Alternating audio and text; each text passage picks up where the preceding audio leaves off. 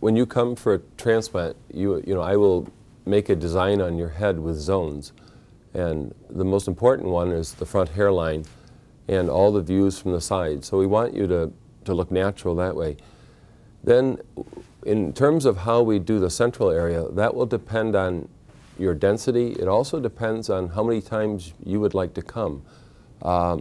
It also depends on how you feel about the process. Going to work and people looking at your head. We'll use much smaller grafts if that's the case. Now sometimes that can mean that we have to do a smaller area toward the front. We can't do quite as expansive an area back toward the crown. But, and the other thing is if somebody there's some hair that just doesn't flow as well, and you have to use all 1, 2, and 3 hair grafts to make it look good.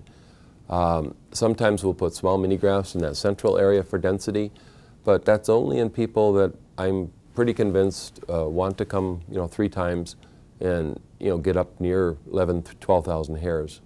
So we try to individualize it. I try not to be locked in to any one way to do everybody. There's so many things to put together: color of hair, texture of hair, the caliber of the hair, whether it's fine or it's coarse.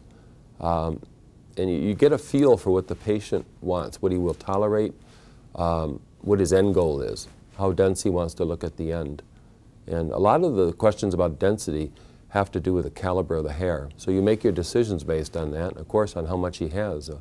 So if he's limited in his supply, sometimes you have to think about a fine forelock, which is mostly follicular units with 2 sessions. And you almost don't want too much density because it doesn't imitate a natural person.